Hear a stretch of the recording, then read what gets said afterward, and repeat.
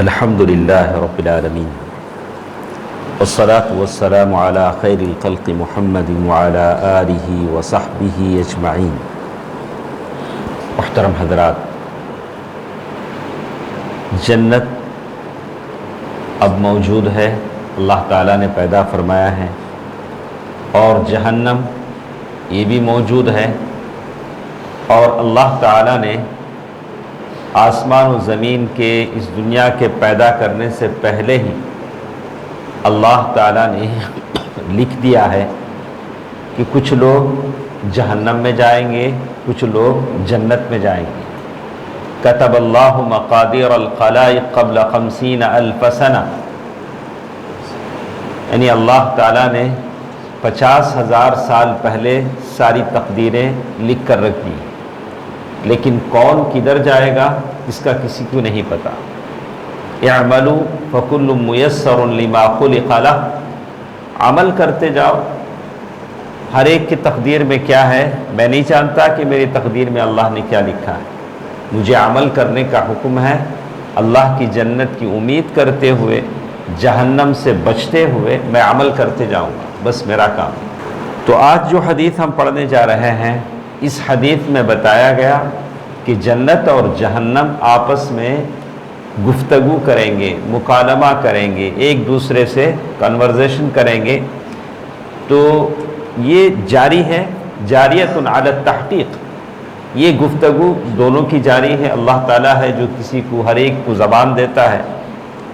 تو یہ حدیث ہے عن ابی ہریرہ رضی اللہ عنہ قال قال نبی صلی اللہ علیہ وسلم تحاجت الجنت والنار فقالت النار وثرت بالمتكبرين والمتجبرين وقالت الجنة ما لي لا يدخلني إلا ضعفاء الناس وسقطهم قال الله تبارك وتعالى للجنة أنت رحمتي أرحم بك من أشاء من عبادي وقال للنار انما انت عذاب اعذب بك من اشاء من عبادي ولكل واحدة منهما ملؤها فاما النار فلا تمتلي حتى يضع رجله فقال قط قط قط فهنالك تمتلئ ويزوى بعضها الى بعض ولا يظلم الله عز وجل من خلقه احدا واما الجنة فإن اللہ عز وجل ينشئ لها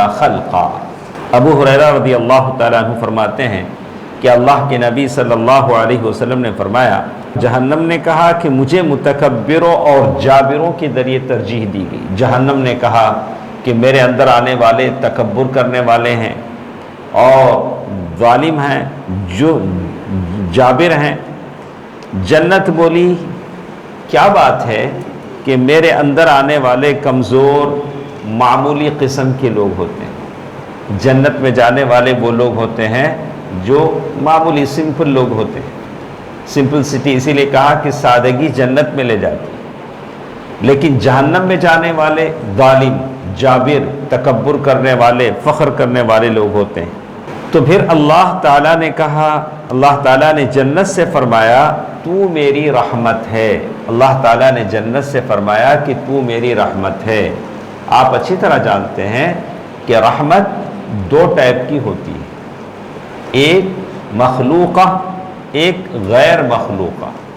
رحمت ایک وہ ہے جو اللہ تعالیٰ نے پیدا کیا ہے، رحمت ایک وہ ہے جو اللہ تعالیٰ کی غیر مخلوقہ، اللہ کی صفت ذاتی ہے، جیسے الرحمن، الرحیم، القدرہ، یہ سب اللہ تعالیٰ کی صفت ذاتی ہے، وہ مخلوقہ نہیں۔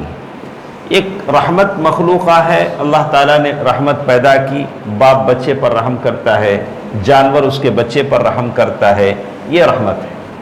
اور پھر اس رحمت کی دو قسمیں ہیں جو غیر مخلوقہ ہے، ایک عام ہے، یہ خاص ہے۔ ایک عام رحمت اللہ تعالیٰ کی سارے بندوں پر ہے، چاہے وہ کافر ہو چاہے مومن ہو۔ یہ خاص رحمت صرف بندوں کے لیے، اس کو ہمیشہ یاد رکھیں۔ تو اللہ تعالیٰ نے کہا کہ جنت میری رحمت ہے، میں اپنے بندوں میں سے جس پر چاہوں تیرے ذریعے سے رحمت کرتا ہوں۔ معلوم یہ ہوا کہ جنت اللہ تعالیٰ مہربان ہیں، رحم کرنے والے ہیں، جو اپنے بندوں پر رحم کرتے ہیں۔ اور دوزخ سے کہا کہ تو میرا عذاب ہے، میں اپنے بندوں میں سے جسے چاہوں تیرے ذریعے سے عذاب دیتا ہوں، لیکن ہر ایک کو بھرنے کا سامان ملے گا۔ جنت بھی اپنوں سے بھرے گی، جہنم بھی اپنوں سے بھرے گی۔ ہم میں سے کون کدھر جائے گا وہ اللہ کو معلوم ہے، کون کس کا مکین ہے، کون کہاں جائے گا اللہ کو معلوم ہے، لیکن حسن ظن ہونا چاہیے کہ میرا رب، آپ کا رب مجھے اور آپ کو جس طرح یہاں جمع کیا ہے، جنت میں بھی ہم سب کو ایسے ہی انشاءاللہ جمع فرمائے گا، آمین۔ اس کے بعد اس حدیث میں بتایا گیا کہ دوزخ اس وقت تک نہ بھرے گی جب تک کہ اللہ تعالیٰ اس پر اپنا پاؤں نہ رکھ دیں۔ جہنم کہے گی حل من مزید، اور بھی لوگ میرے میں آئیں گے، اللہ تعالیٰ اس میں اپنا پاؤں ڈالیں گے، تو معلوم یہ ہوتا ہے کہ اللہ کا پاؤں ہے، حدیث میں ہے، ہم مانتے ہیں، اس کا انکار نہیں کرنا چاہیے کہ اللہ کا پاؤں کیسے ہے۔